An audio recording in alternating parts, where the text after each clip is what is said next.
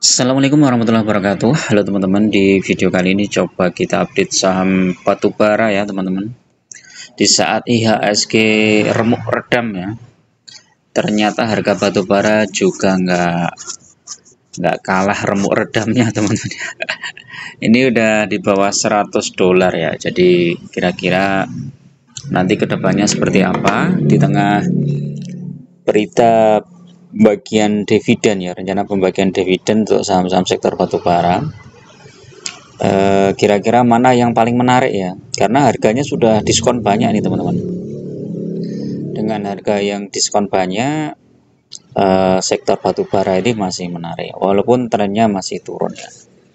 Dan kalau kita lihat berita, beritanya ini lumayan ngeri juga nih ya, penetapan HBA sebagai harga ekspor picu penolakan dari importir Cina. Ini juga nanti berpengaruh juga nih terhadap sektor batubara kita ya. Jadi kalau batubara kita nggak bisa masuk ke Cina kan, ya tambah remuk redam juga ini ya teman-teman ya. Jadi memang pemerintah harus hati-hati ya dalam membuat kebijakannya. Termasuk kebijakan kemarin ya, dan antara itu ternyata responnya kurang bagus ya.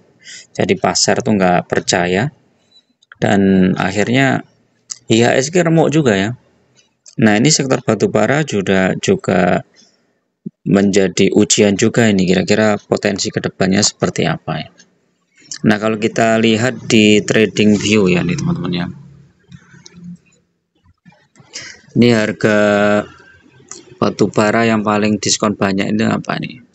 Ada roda nggak masuk batubara ya. PTBA ini sekarang 2590. Ini masih worth it lah, menurut saya ini masih worth it ya, karena prediksi dividen PTBA itu sekitar 300-an lebih lah ya, di atas 10% ya. Dan ini kalau pakai IPS yang kemarin ya, DPR yang kemarin bisa sampai 15% ini. Nah, ini kemudian ada sektor BSSR, ini udah juga koreksi lumayan ya. Dari harga tertinggi BSSR ini 4.900, sekarang tinggal 4.200. GEM juga ini koreksinya juga lumayan dalam. Nah, ini kalau mau masuk lumayan nih GEM teman-teman. Harga terendahnya di 5.700. Sempat juga di sini di mana nih? Di 4.800. ITMG, wih ini bagus nih ITMG ini. Kemudian AAD ya, AAD ini juga ini lumayan ya, koreksinya cukup dalam juga nih AAD. Dari 10.000 ya, wah. Ini yang punya AAD di harga 5.500 ya masih cuan ya. Cuman kalau yang masuk di 10.000 ya agak ini. UNTR juga ini hampir sama, terkoreksinya cukup dalam. Nah, kalau teman-teman lihat ya di antara beberapa saham sektor batubara ya, itu dividennya kan lumayan besar ya. Jadi kalau teman-teman hold ya saham batubara, walaupun harga sahamnya naik turun nggak pasti ya. Kayak PTBA ini 1 tahun turun sekitar 1,8% ya. Nah ini udah ketutup ya, sama dividennya aja udah ketutup ya kalau teman-teman masuk 1 tahun yang lalu. Tapi kalau masuk 5 tahun yang lalu udah cuan lebar nih teman-teman. Capital gainnya 18%, dividennya udah rata-rata di atas 10% ya tiap tahunnya. Jadi udah 50%, hampir 70% nih. Ini kalau kita bandingkan dengan saham sektor perbankan ini hampir sama dengan BCA ya. Nah, BCA itu udah 30% tambah dividen. Ya, mungkin sekitar 50%-an lah ya. Masih bagus PTBA ya dalam waktu 5 tahun. Ya, ini memang beda sektor ya. Nah, di saat kondisi seperti ini teman-teman ya, teman-teman memang harus pinter-pinter mengatur portofolio teman-teman ya. Jadi kalau bisa ya seperti kemarin ya, punya plan A, plan B ya. Kalau teman-teman melihat ya, misalnya kondisi kok nggak stabil ya, teman-teman mulai jual ya, sebagian sahamnya dijual sehingga nanti punya uang cash yang cukup besar ya, paling nggak 20% lah. lebih bagus lagi 50%. Nah, kalau kita belajar dari legenda investasi saham ya, Warren Buffett itu cadangan uangnya sampai membengkak berapa ribu triliun gitu ya. Nah, karena mereka yakin juga itu bahwa ini saham sudah mulai perlu koreksi, dan berita-berita global itu memang nggak mendukung secara ekonomi teman-teman. Ekonomi global tuh sedang ada masalah ya, mungkin imbas dari COVID kemarin, terus kemudian kebijakan-kebijakan antar negara yang mungkin nggak bagus ya untuk negaranya sendiri ya, itu membuat indeks IHSG juga akhirnya tertekan.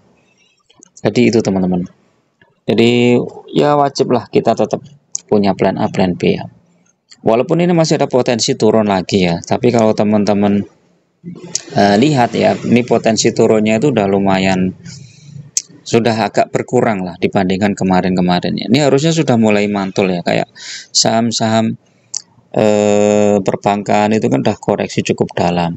Nah, nanti saham-saham batubara juga ini harusnya sudah mulai mantul ya. Kayak PTBA ini harusnya udah mulai mantul nih. Nah, ini koreksi dalam banget ya. Dari di 2480 ya terendah. Terus mantul ke 2590 ya. Jadi dalam sehari dia mantul sampai 90 poin ya. Dari 2480 sampai 2590. Oh, hampir 100 poin ini. Kemarin pantulannya itu segitu ya. Walaupun masih kena profit taking ya. Jadi ini pasar masih belum percaya ya. Kita lihat hari ini, kalau hari ini sudah mulai hijau ya, berarti sudah mulai reda ya. Tekanannya sudah mulai reda. Tapi kalau teman-teman fokus di jumlah lot ya, teman-teman tuh nggak perlu khawatir ya. Tinggal hitung aja nanti sebentar lagi bagi dividen ya. Misalnya kayak PTBA itu ya. PTBA itu bagi dividen tahun kemarin ya sekitar 397 ya. Nah, kalau kita punya misalnya 200 lot lah ya, pajak anggap aja 10, udah dapat 7 juta ya. Kalau punya 500 lot lumayan kan, 500 lot 17 juta teman-teman ya. Jadi saat harga sahamnya ini turun ya, teman-teman masuk harusnya ya kan, sehingga jumlah lotnya akan bertambah. Nah, kalau jumlah lotnya bertambah, maka potensi dividennya juga yang akan diterima juga besar ya. PTBA itu bentar lagi bagi dividen nih, kalau nggak salah itu di bulan April apa Mei gitu ya, April atau Mei, coba kita cek ya.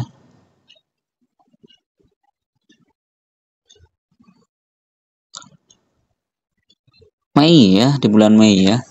Jadi ini Maret, April, Mei. Jadi 1,5 bulan.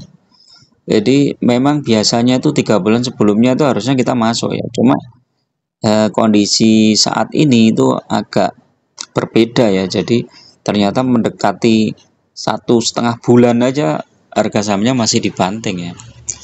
Jadi ya itulah, kita nggak bisa memprediksi ya kapan suatu saham itu benar-benar akan naik. Ini udah naik ya nih, dari November naik sampai April, habis itu turun lagi, Juni turun, naik lagi sampai September. Nah, sampai sekarang itu masih turun lagi ya. Nanti mendekati